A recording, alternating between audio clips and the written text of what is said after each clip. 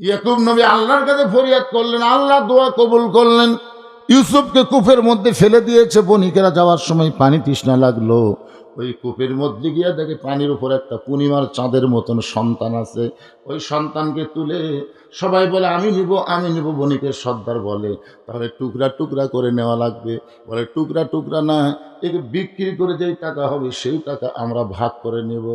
এখন ইউসুফ ছোট্ট মানুষকে বাজারে বিক্রি করতে নিয়ে যায়। দুইজন খরিদ্দার বাজারের মধ্যে ঘুরতেছে, ওই সময় মানুষ বেচা কেনা হইতো। ইউসুফের দিকে তাকায় জোলাইখা পাগলি হয়ে বলতে, স্বামী গো, এই যে ফুটফুটে সন্তানকে আমি গ্রহণ করতে চাই, এই সন্তানকে আমি গ্রহণ করতে চাই। বণিকের সর্দার মনে মনে চিন্তা করে, মেয়ে মানুষ যখন কোনো জিনিস পছন্দ করবে তার দাম বেশি চাইলে কোনো সমস্যা। আপনি বগলে যদি জয়পুরহাট যান, আপনি ঠকিছেন। আপনি বগলে কাপড় কিনবার যাবেন, একেবারে 600 টাকা কাপড়ের দাম 1200 টাকা চাবি। আর এরকম কাপড় বাড়ি করে ভাবি এইটা আমার মানবি ভাবি, হয়। এই জন্যে মেয়ে মানুষ কোনো জিনিস পছন্দ করলে দাম বেড়ে যায়। যখনই বণিকের সর্দার বুঝবার পারছি ইউসুফে পছন্দ করছে একজন নারী, তার নাম হলো জোলাইখা। জোলাইখার নাম কি? 1 লক্ষ স্বর্ণ মুদ্রা। আজিজ মিশর বলে কি এত কি এর দাম হয়? জোলাইখা বলতেছে বহু বছর সংসার করলাম, এখন পর্যন্ত সন্তান দিবার পারলা না, একটা সন্তান কিনবার চাই, এখানে তোমার টাকা বাজলো কোন জায়গায়? 1 লক্ষ স্বর্ণ মুদ্রা দিয়া ইউসুফকে জোলাইখা কিনে নিয়ে বাড়িতে যায়। নিজের সন্তানের মতন তাকে লালন পালন করে, নিজের সন্তানের মতোই লালন পালন করে। কিন্তু একসময় ইউসুফ বড় হচ্ছে। সুবহানাল্লাহ খান। আচ্ছা বলেন, একটা পুরুষ মানুষ একটা ছেলে বড় হলে, একটা বালক যদি, একটা ছেলে যদি বালক হয় তার মধ্যে কিছু সিমটম দেখা যায় না? কথা কানা যায় না? আমরা তো অনেক সময় না বালক হয়েই থাকতে চাই। খুব খেয়াল করবেন, একটু পুরুষ হচ্ছে পুরুষ। এই জন্য আল্লাহ রাসূল বলেছেন, দাড়ি মোট যতদিন বাচ্চাদের না উঠবে, সেই বাচ্চা যদি পর পুরুষ হয় দুলা ভাইয়ের সাথেও শালা থাকা যাবি না। আমার কথা কি বুঝতে পারলেন? দাড়ি মোট যতক্ষণ না উঠবে ততক্ষণ মেয়া মেয়া লাগে। ধরে এখন কী লাগে? মেয়ার মতন লাগে। ভাইজান আপনি সামনে বসে তার মন খারাপ করেন না, অসুবিধা নেই। একটা পুরুষ মানুষের একটা ঢপ আছে তো, একটা চেয়ারে নাই, এ ধরে এখন আছে না নাই? কথা কর না। ইউসুফের দাড়ি মোচ গজাইছে, যেই পুরুষের মতন ইউসুফের চেহারা হয়েছে, এমন সময় জোলাইখা ইউসুফের দিকে তাকাই, মিন শাররিল ওয়াসওয়াসিল খান্নাস, ভিতরে শয়তান বলতেছে, জোলাইখা তোর আজিজ মিশর বুড়া হয়ে গেছে, কি টকবগা যুবক। ও জোলাইখা, ইউসুফ তো তোর নিজের কেউ না, আজ থেকে নিজের করে নাও ভালোবেসে। জোলাইখা ইউসুফের চেহারা থেকে প্রেমে পড়ে যেই মাত্র ইউসুফের গায়ে হাত দেয়, সঙ্গে সঙ্গে ইউসুফ বলতেছে হারাম হারাম। জোলাইখা চমকে গেছে, কিসের হারাম? ইউসুফ বলতেছে এভাবে আমার গায়ে হাত দিবেন না, এতদিন আপনি আমাকে নাড়াচাড়া করেছেন, তখন আপনার শরীরের মধ্যে কোনো গরম পাই নাই, কিন্তু আজকে কিভাবে আপনি আমার গায়ে হাত দিলেন? আমার দেহে কেন গরম লাগতেছে? কুল্লু নাবিউন মাসুমাইন, আল্লাহ প্রত্যেকটা নবীকে বেগুনা মানায় দিছে।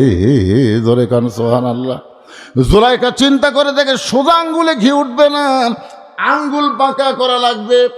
আঙ্গুল বাঁকা করার জন্য জোলাইখা ইউসুফকে নিয়ে গেলেন নির্জন ঘরে, 10টা দরজায় তালা দিয়া একেবারে নির্জন ঘরে নিয়ে গেলে, বলে ইউসুফ রে, এখন তুমি কি করবা? লক্ষ্য করে দেখো তুমি আর আমি ছাড়া কেউ নাই, আমার মনের বাসনা পুরা করা লাগবে।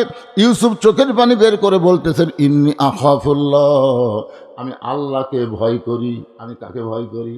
জোলাইখা বলতেছে এখানে কেউ নাই, তুমি আর আমি, তুমি আর আমি, কেউ নাই। ইউসুফ বলতেছে কেউ না থাকলেও আমার আল্লাহ সব দেখবে। এই কথা বলে ইউসুফ যখন পলাবার চায়, জোলাইখা চিন্তা করতেছে যতই পলাবার চাও, দরজার তালা মারছি, চাবি আছে আমার হাতে। নাসরুম মিনাল্লাহি ওয়া ফাতহুন করিব ওয়াবাশশিরিল মুমিনিন। প্রত্যেকটা দরজার তালা খুলে গেল, সমস্ত দরজার তালা খুলে ইউসুফ যখন শেষ দরজার তালায়, এমন সময় জোলাইখা রাগিনী ভাগিনী হয়ে ইউসুফের জামার পিছন দিকে এভাবে খামচে ধরছে। তালা দিয়ে আটকান গেল না, তারপরে চলে যাবে, যাবার দিব না। জামা যখন খামসে ধরছে, যার কোলে যায় আল্লাহর ভয়, তার কি কোনো জামার মহব্বত হয়? ইউসুফ যখন পালায় গেছে, এমন সময় জুলাইখা মাথার চুলগুলো এলোমেলো করে বিচারকের কার্যালয়ে রাজদরবারে এলোমেলো চুল করে বলতেছে, ও বিচারক মণ্ডলী, যাকে সন্তানের মতন লালন পালন করলাম, সে ইউসুফ আমার ইজ্জত নষ্ট করবার চাই। আমাকে এমনভাবে ধরেছিল, আমি যদি আজকে নিজকে রক্ষা না করতাম, তাহলে আমার ইজ্জত বাঁচাবার পারতাম না। সঙ্গে সঙ্গে সমস্ত বিচারক বলে, জুলাইখা, এমন করে আপনি কাঁদবেন না, অবশ্যই ইউসুফের বিচার হবে। আপনারা বলেন তো, জুলাইখা অভিযোগ করেছে, কিন্তু বিচারকরা বলতেছে অবশ্যই বিচার হবে। এখানে তদন্তের দরকার আছে না নাই? তদন্ত ছাড়াই বিচার। আমি সংক্ষেপে বলতেছি, মাগরিবের 3 রাকাত নামাজ আমরা কেমনে পাইলাম ভাইজান? এই নামাজ পড়লে আমাদের লাভটা কি? এই নামাজটা এরকম ব্যতিক্রম হলো কেন? ফজর 2 রাকাত হলো জোর, জোহর 4 রাকাত জোর, আসর 4 রাকাত জোর, এশা 4 রাকাত জোর, কিন্তু মাগরিবের অল্প সময়ের মধ্যে গল্প করা লাগবে। এই 3 রাকাত বেজোর, এটা কেন পড়লে লাভটাকে, এটা বোঝানোর জন্য বলতেছি। এখন পরের দিন বিচার হচ্ছে, সংক্ষিপ্ত ভাই বলতেছি, বিচার হাজার হাজার মানুষ আছে বিচার দেখার জন্যে। জুলাইখা তাকে ছোট্ট থেকে লালন পালন করছে, সে ইউসুফ নাকি হায় রে নিজের মায়ের মতন জুলাইখার ইজ্জত নষ্ট করবার চাচ্ছে। এই নিমক হারামের ঢপটা কেমন! সবাই দেখতে এসে দেখে ইউসুফ দাঁড়িয়ে আছে, ইউসুফের চেহারার দিকে তাকায় দেখে এই মানুষটা এত সুন্দর মানুষ, কোনোদিন মানুষ নির্যাতন করতে পারে না, কোনোদিন বাড়ি ঘর পোড়াই দিবার পারবে না, কোনোদিন ইজ্জত নষ্ট করবে না, অপরের সম্পদ নেবে না। আল্লামা সাইদি হুজুরকে 50 বছর মানুষ বাংলাদেশের প্রত্যেকটা তাফসির জগতে দেখেছে। আপনার বলেন তো, তার চেহারার মধ্যে যুদ্ধ অপরাধের কোনো চিহ্ন আছে? মানুষ খুন করছে, বাড়িঘর লুটতারাজ করছে, হাসিনা যেগুলো কেস দিছে, হায় হায়। আল্লাহ কোরআন দিয়ে তদন্ত করলেন, ইন্নামা ইয়াখশাল্লাহ মিন ইবাদিহিল উলামা, বান্দা সময়ের মধ্যে আলেম বান্দারাই সবচাইতে আল্লাহকে বেশি ভয় করে। এ কথা বললেন আল্লাহ, আর হাসিনা বলতেছে আলেমরা নাকি নির্যাতন করে। আপনার বলেন তো, ওনার চেহারার মধ্যে, সুরতের মধ্যে, কথাবার্তার মধ্যে উনি যে যুদ্ধপরাধী, নারী নির্যাতন করছে, এগুলো কি বোঝা যায়?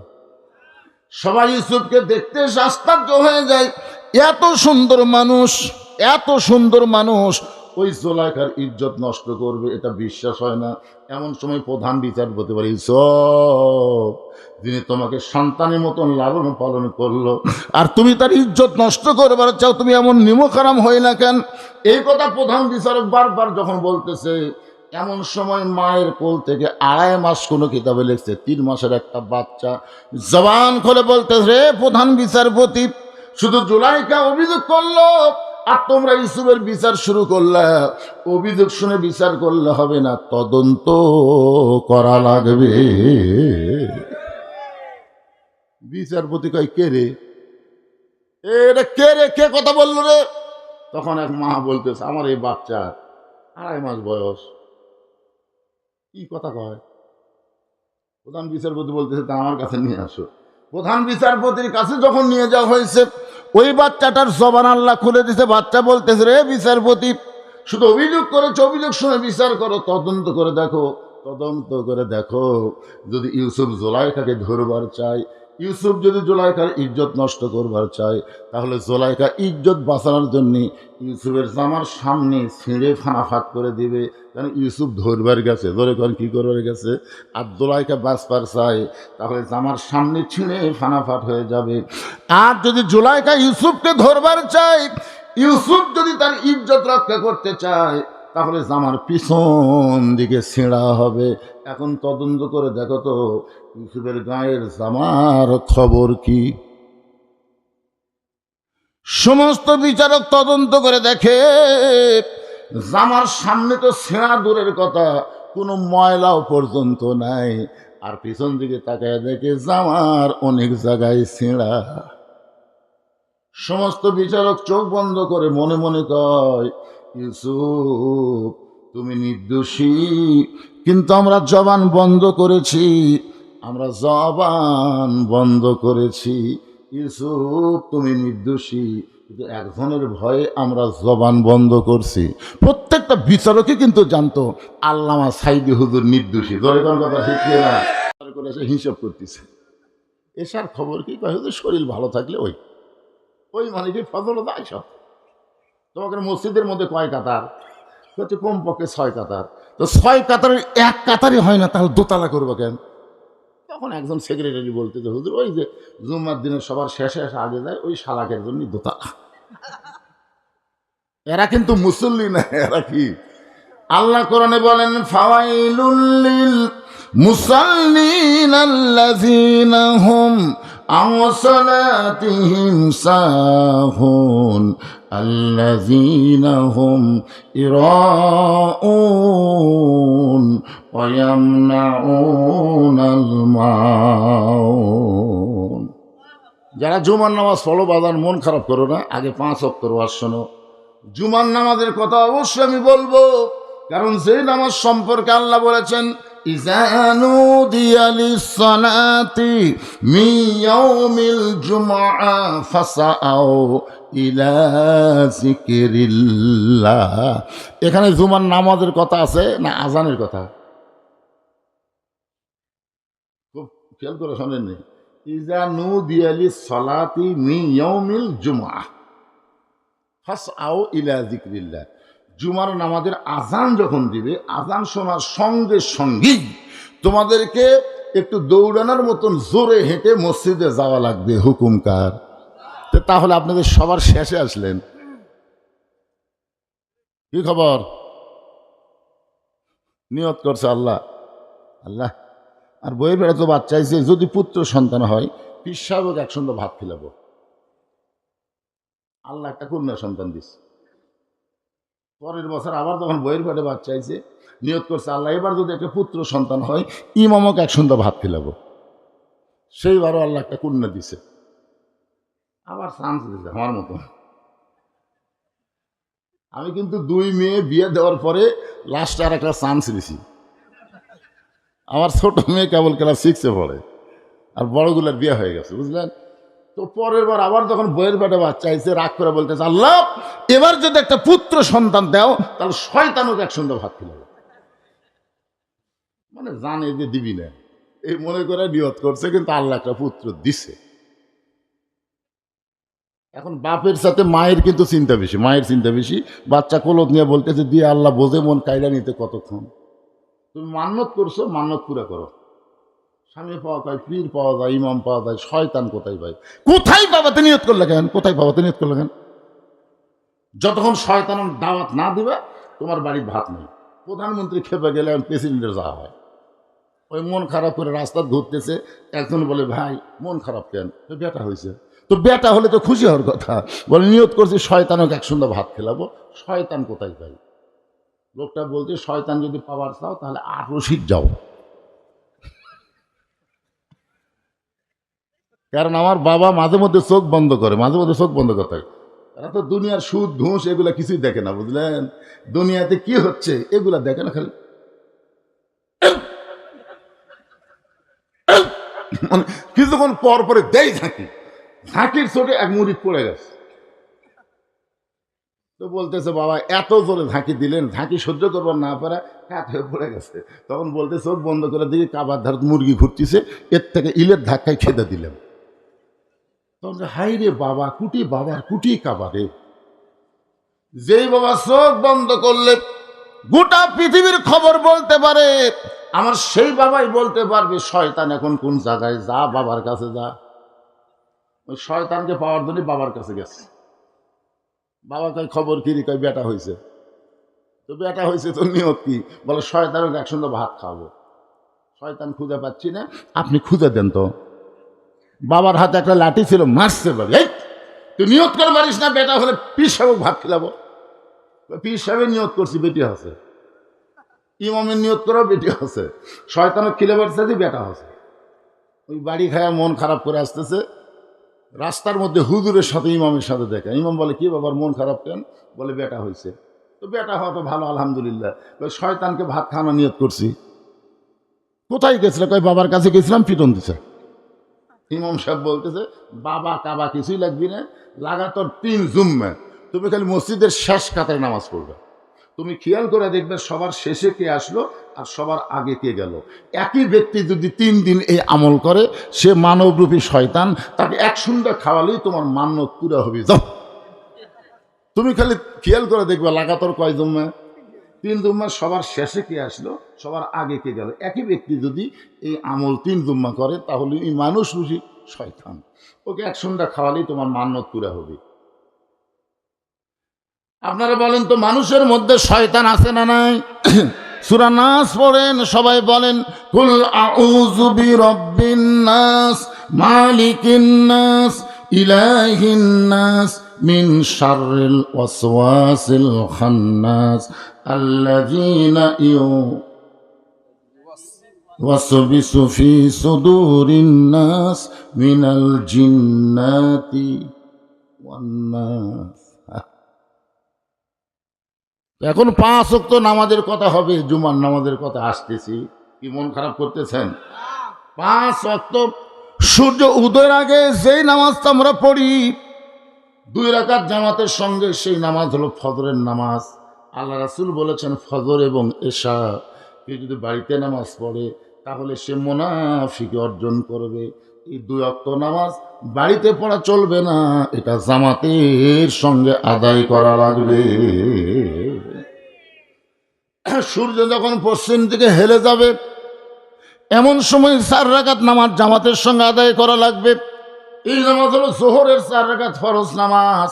সূর্যের পাওয়ার যখন কমে যাবে এমন সময় 4 রাকাত নামাজ জামাতের সঙ্গে আদায় করা লাগবে। এই 4 রাকাত নামাজ হলো আসরের নামাজ। সূর্য অস্ত যাওয়ার সঙ্গে সঙ্গে আযান দিয়ে যেই নামাজ অল্প সময়ের মধ্যে আদায় করা লাগবে, 3 রাকাত ফরজ নামাজ। এই নামাজের নাম হলো মাগরিবের নামাজ। জোরে কোন নামাজ? রাতটা যখন একটু গাঢ় হয়ে যাবে এমন সময় জামাতের সঙ্গে 4 রাকাত নামাজ আদায় করা লাগবে। এই নামাজটা হলো এশারের নামাজ। এমন সময় হযরত ওমর দাঁড়াইছে। রাসূল বলে ওমর তুমি মনে হয় কিছু বলবা।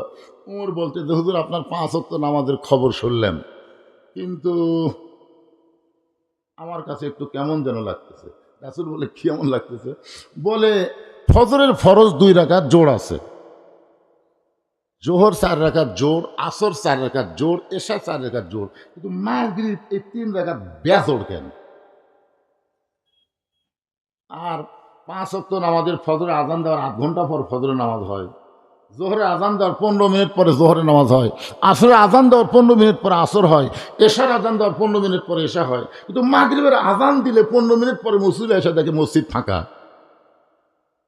কেউ নেই। তো মাগরিবের আজানের সাথে সাথে কেন মাগরিব পড়া লাগবে আর 3 রাকাত কেন হলো, এটা একটু আমার জানবার বিষয়। আপনাকে কি জানবার মন চায়?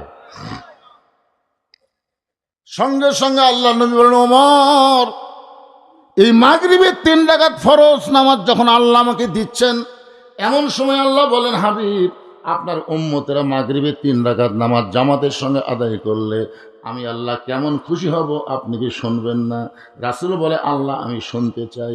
তাহলে আপনার উপর যেই কিতাব নাজিল করেছি ওই কোরআনের মধ্যে একজন নবীকে আমি আলোচনা করেছি, যেই নবীর নাম হলো ইয়াকুব নবী। ধরে বলেন নাম কি?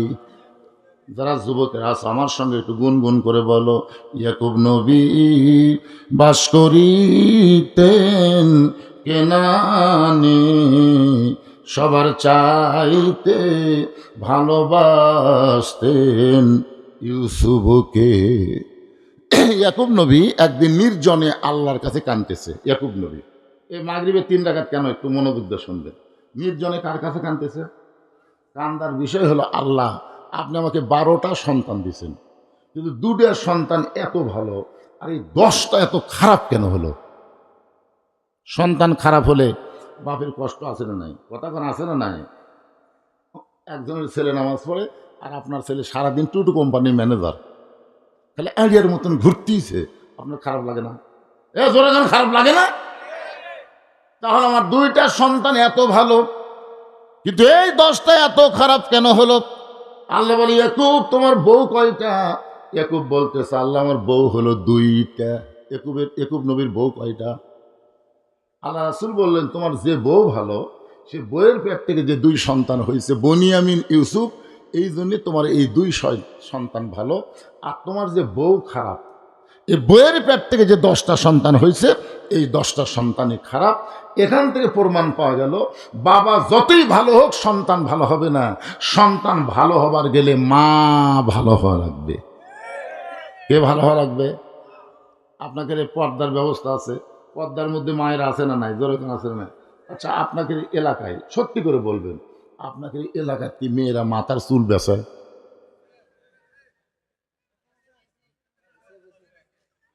একেবারে জানিয়া করছেন না বুঝে? আচ্ছা, এরকম কোন স্বামী এখানে আছেন যে হুজুর আমার বউ চুল বেছে? এরকম একটা স্বামী আছেন? আজকে একটা ওয়াজ হবি, বুঝলেন? না না, যার বউ বেছে সেই স্বামী খাওয়া লাগবে। হায় হায়, শোনেন, মেয়ে মানুষ মারা গেলে, আপনাকে এলাকায় মেয়ে মানুষ মারা গেলে কয় কাপড় দেন? 5টা কাপড় দেন না? আপনারা বলেন তো, পুরুষের 3টা, মেয়েদের 5টা। পুরুষের মতোই কিন্তু মেয়েদেরকে 3 কাপড় দেওয়া হয়, কিন্তু আলাদা 2 কাপড় 2টা জায়গার জন্য সেট করা হয়। একটা হলো সিনা বাঁধ, আর একটা হলো মাথা বাঁধ। এখন চিন্তা করেন, যে মেয়েটার মাথা মরার পরে বান্ধা দেওয়া হলো, সেই মেয়েটা জীবিত অবস্থায় মাথার চুল বেচা খেলো, এই মেয়েটার রেজাল্ট কি? এই মায়েরা যারা বসে আছেন, একটু মনোযোগ দিয়ে শোনেন। তাও চুল কিভাবে বেচে জানেন? 1 টাকা এইদিকে দেয়, এইদিকে চুল দেয়। 1 টাকার সমান চুল হলে 200 টাকা। হাই রে চুলের দাম রে! এই যে 10,000 টাকা, এই সবও জানে 10,000 টাকা কেজি। সামান্য একটু চুল কম আছে, এখন ফেরওয়ালা বলতেছে, ভাবি 1 টাকার সমান হতে আর সামান্য লাগবে। তো বলতেছে, ভাই রে, সারা সপ্তাহ তো আমি ছিঁড়িছি রে। মানে আপনি যে প্যারাশুট তেল কিনা দিয়েছেন, জুই তেল কিনা দিয়েছেন, ওটা গেলে হাওয়া, লাভ নেই। সারা সপ্তাহ ছিঁড়িছে, ছিঁড়া তো এই হলো, ভাবি আর সামান্য। তখন ঘরের মধ্যে যায়, একটু ধৈর্য ধরো ভাই, আসতেছি। ঘরের মধ্যে যে মুড়া চিরুনি দিয়ে, বুঝলেন, কেন চুলের মই দেয়, হায় চুল ছিঁড়ে আনে, বলতেছে, ভাই এখন দেখেন তো হয়তো না। তখন চুল এই ফেরওয়ালিটা লাড়া ছেড়ে কল্লার উপর দিয়ে বলতেছে, ভাবি একটু কম আছে, অসুবিধা নেই, আগামী সপ্তাহ ধরে দিবেন। এখন আপনার বলেন, আপনার বইয়ের চুল যদি একটা ফেরওয়ালা লাড়া ছেড়া কিনে, আপনার সে বইয়ের খবর কি? একটু মনোযোগ দিয়ে শুনবেন। বাবায় আনন্দে মাতিয়া সাগরে ভাসাইয়া, সেই যে চইলা যায় খবর লয় না। মাজন ধরিয়া উদরে কতই যতন করে, 10 মাস পরে পায় প্রসবের বেদনা। এমন দরদি ভাবে কেউ হবে না আমার মা গো। একেবারে রক্ত মাখা জামা ওই 10 জন ইয়াকুব নবীর কাছে নিয়ে আইছে। মাগরিবের 3 রাকাত নামাজের কথা বলতেছে, একটু মনোযোগ দেন। রক্ত মাখা জামা নিয়ে আসছে, এসে বলতেছে, বাবা বহু চেষ্টা করছি, ইউসুফকে বাঘের হাত থেকে বাঁচাবার পারিনি, কিন্তু জামা বাঁচাছি। কি বাঁচাছা? ইয়াকুব নবী তাকায় দেখে জামা খালি রক্তে মাখা, কিন্তু বাঘ যে ধরিছে তার কোনো চিহ্নই নেই। আপনি ইউসুফকে ধরার আগে ইউসুফকে জামা খুলে ধরিছে না জামা সহ ধরছে? তো জামাত রক্ত মাখা আছে, কিন্তু ছেঁড়া নেই, কিছু নেই। ইয়াকুব নবী বুঝবার পারলেন, এই 10 জন সন্তান ইউসুফের ব্যাপারে ষড়যন্ত্র করতেছে। তিনি ঘরের মধ্যে জামা নিয়ে গিয়ে আল্লাহর কাছে 2 হাত তুলে বললেন, আল্লাহ, আমার ইউসুফ যেখানে আছে তুমি তাকে হেফাজত করো। আপনার বলেন তো, বাবার দোয়া সন্তানের ব্যাপারে আল্লাহ কবুল করে কি করে না? আমি কিন্তু বাবার কথা বলেছি। এখানে আবার অনেকে দয়াল বাবা চিন্তা করবেন না, কেন আমাদের বাংলাদেশে নিজের বাবার চাইতে দয়াল বাবাকে অনেকে বেশি ভালোবাসে। ধরে কোন কথা ঠিক কিনা? আমার দয়াল বাবা কলা খাবা, এরকম গান আছে না নাই? আর একজন বক্তা আছে, ওর কাছে খালি বাবার ফ্যাক্টরি। এরকম একটা বাবা আমাকে বাংলাদেশ এক বক্তা নাই, দয়াল বাবা, কেবলা বাবা, এ বাবা, শালি বাবা, এ বাবা, খালি বাবা আর বাবা। শোনেন, 3টা বিষয়ে 3 জন বাবাকে আপনারা খুব মজবুত করে রাখবেন। একটা হলো আদি পিতা আদম আলাইসাল্লাম, একটা হলো জাতির পিতা ইব্রাহিম আলাইসাল্লাম, আর একটা জন্ম দেওয়া বাবা। এই তিনটা বাবা দুই করা যাবে না। কেউ যদি বলে আমার জাতির পিতা দুইটা, বুঝবেন ওর জাতির মধ্যে ভেজাল আছে। আদি পিতা দুইটা বলা যাবে না, দুই বাপে জন্ম দিছে এটাও বলা যাবে। ইয়াকুব নবী আল্লাহর কাছে ফরিয়াদ করলেন, আল্লাহ দোয়া কবুল করলেন। ইউসুফকে কূপের মধ্যে ফেলে দিয়েছে, বণিকেরা যাওয়ার সময় পানি তৃষ্ণা লাগলো। ওই কূপের মধ্যে গিয়া দেখে পানির উপর একটা পূর্ণিমার চাঁদের মতন সন্তান আছে। ওই সন্তানকে তুলে সবাই বলে আমি নিব, আমি নিব। বণিকের সর্দার বলে তাহলে টুকরা টুকরা করে নেওয়া লাগবে। বলে টুকরা টুকরা না, একে বিক্রি করে যেই টাকা হবে সেই টাকা আমরা ভাগ করে নেব। এখন ইউসুফ ছোট্ট মানুষকে বাজারে বিক্রি করতে নিয়ে যায়। দুইজন খরিদ্দার বাজারের মধ্যে ঘুরতেছে। ওই সময় মানুষ বেচা কেনা হইতো। ইউসুফের দিকে তাকায় জোলাইখা পাগলি হয়ে বলতে, স্বামী গো, এই যে ফুটফুটে সন্তানকে আমি গ্রহণ করতে চাই, এই সন্তানকে আমি গ্রহণ করতে চাই। বণিকের সর্দার মনে মনে চিন্তা করে, মেয়ে মানুষ যখন কোনো জিনিস পছন্দ করবে তার দাম বেশি চাইলে কোনো সমস্যা। আপনি বগলে যদি জয়পুরহাট যান, আপনি ঠকিছেন। আপনি বগলে কাপড় কিনবার যাবেন, একেবারে 600 টাকা কাপড়ের দাম 1200 টাকা চাবি। আর এরকম কাপড় বাড়ি করে ভাবি এইটা আমার মানবি, ভাবি আরে। এই জন্যে মেয়ে মানুষ কোনো জিনিস পছন্দ করলে দাম বেড়ে যায়। যখনই বণিকের সর্দার বুঝবার পারছি ইউসুফে পছন্দ করছে একজন নারী, তার নাম হলো জোলাইখা। জোলাইখার নাম কি? 1 লক্ষ স্বর্ণ মুদ্রা আজিজ মিশর। বলে কি এত কি এর দাম হয়? জোলাইখা বলতেছে বহু বছর সংসার করলাম, এখন পর্যন্ত সন্তান দিবার পারলা না। একটা সন্তান কিনবার চাই, এখানে তোমার টাকা বাজলো কোন জায়গায়? 1 লক্ষ স্বর্ণ মুদ্রা দিয়া ইউসুফকে জোলাইখা কিনে নিয়ে বাড়িতে যায়। নিজের সন্তানের মতন তাকে লালন পালন করে, নিজের সন্তানের মতোই লালন পালন করে। কিন্তু একসময় ইউসুফ বড় হচ্ছে। সুবহানাল্লাহ। আচ্ছা বলেন, একটা পুরুষ মানুষ একটা ছেলে বড় হলে, একটা বালক যদি, একটা ছেলে যদি বালক হয়, তার মধ্যে কিছু সিমটম দেখা যায় না? কথা কানা যায় না? আমরা তো অনেক সময় না বালক হয়েই থাকতে চাই। খুব খেয়াল করবেন, একটু পুরুষ হচ্ছে পুরুষ। এই জন্য আল্লাহ রাসূল বলেছেন, দাড়ি মোট যতদিন বাচ্চাদের না উঠবে, সেই বাচ্চা যদি পর পুরুষ হয়, দুলা ভাইয়ের সাথেও শালা থাকা যাবি না। আমার কথা কি বুঝতে পারলেন? দাড়ি মোট যতক্ষণ না উঠবে ততক্ষণ মেয়া মেয়া লাগে। ধরে এখন কি লাগে? মেয়ার মতন লাগে। ভাইজান আপনি সামনে বসে তার মন খারাপ করেন না, অসুবিধা নেই।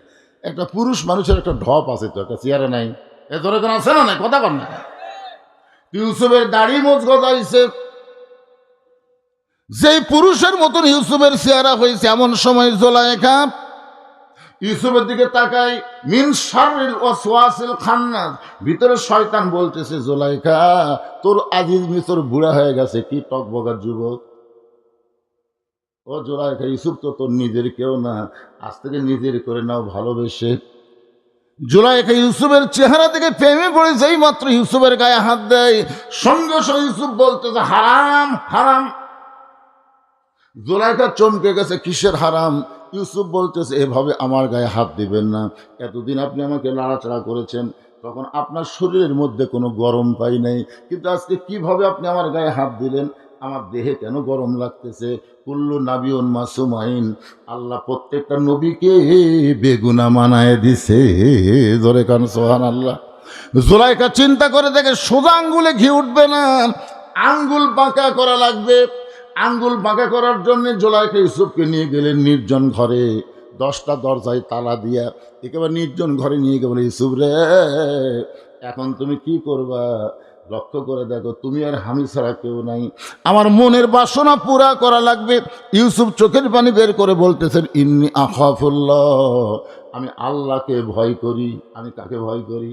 জোলাইখা বলতেছে, এখানে কেউ নাই, তুমি আর আমি, তুমি আর আমি, কেউ নাই। ইউসুফ বলতেছে, কেউ না থাকলেও আমার আল্লাহ সব দেখবে। এই কথা বলে ইউসুফ যখন পলাবার চায়, জোলাইখা চিন্তা করতেছে, যতই পলাবার চাও, দরজার তালা মারছি, চাবি আছে আমার হাতে। নাসরুম মিনাল্লাহি ওয়া ফাতহুন করিব ওয়াবাশশিরিল মুমিনিন। প্রত্যেকটা দরজার তালা খুলে গেল।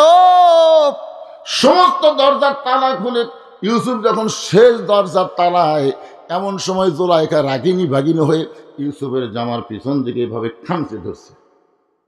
তালা দিয়ে আটকান গেল না, তারপরে চলে যাবে, যাবার দিব না। জামা যখন খামচে ধরছে, যার কোলে যায় আল্লাহর ভয়, তার কি কোনো জামার মহব্বত হয়? ইউসুফ যখন পালায় গেছে, এমন সময় জুলাইখা মাথার চুলগুলো এলোমেলো করে বিচারকের কার্যালয়ে রাজদরবারে এলোমেলো চুল করে বলতেছে, ও বিচারক মণ্ডলী, যাকে সন্তানের মতন লালন পালন করলাম, সে ইউসুফ আমার ইজ্জত নষ্ট করবার চাই। আমাকে এমনভাবে ধরেছিল, আমি যদি আজকে নিজকে রক্ষা না করতাম, তাহলে আমার ইজ্জত বাঁচাবার পারতাম না। সঙ্গে সঙ্গে সমস্ত বিচারক বলে, জুলাইখা, এমন করে আপনি কাঁদবেন না, অবশ্যই ইউসুফের বিচার হবে। আপনারা বলেন তো, জুলাইখা অভিযোগ করেছে, কিন্তু বিচারকরা বলতেছে অবশ্যই বিচার হবে। এখানে তদন্তের দরকার আছে না নাই? তদন্ত ছাড়াই বিচার।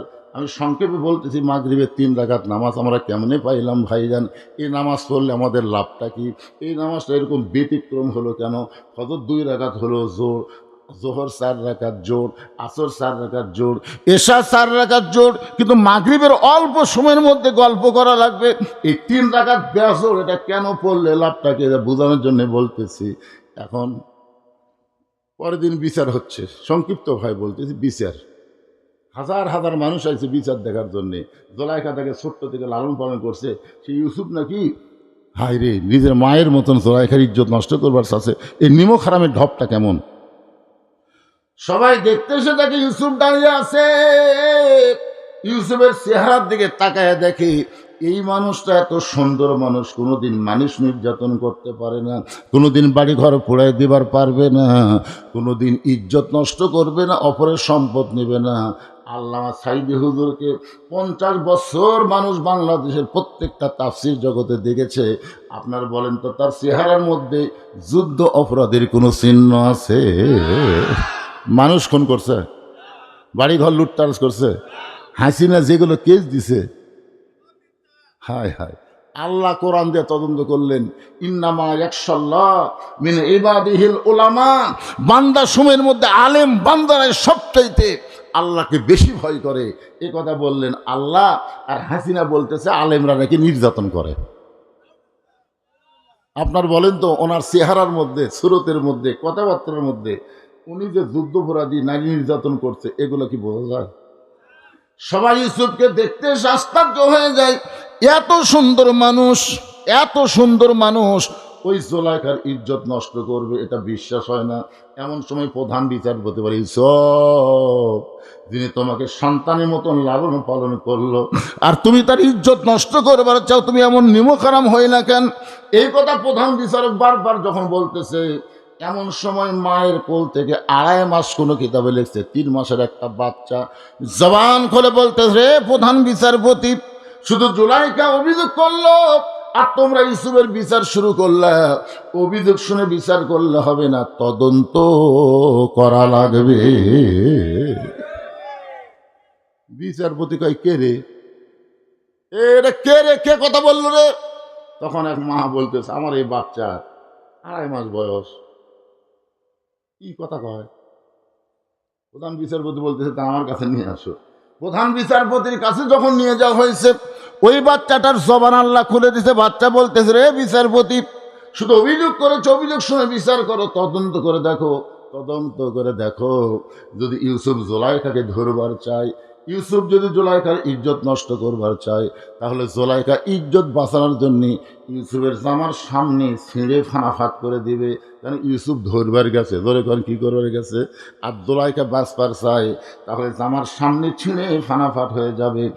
আর যদি জুলাইখা ইউসুফকে ধরবার চায়, ইউসুফ যদি তার ইজ্জত রক্ষা করতে চায়, তাহলে জামার পিছন দিকে ছেঁড়া হবে।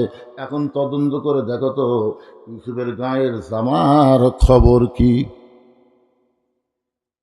সমস্ত বিচারক তদন্ত করে দেখে, জামার সামনে তো ছেঁড়া দূরের কথা, কোনো ময়লাও পর্যন্ত নাই। আর পিছন দিকে তাকায় দেখে জামার অনেক জায়গায় ছেঁড়া। সমস্ত বিচারক চোখ বন্ধ করে মনে মনে কয়, ইউসুফ, তুমি নির্দোষী, কিন্তু আমরা জবান বন্ধ করেছি, আমরা জবান বন্ধ করেছি। ইউসুফ তুমি নির্দোষী, কিন্তু একজনের ভয়ে আমরা জবান বন্ধ করছি।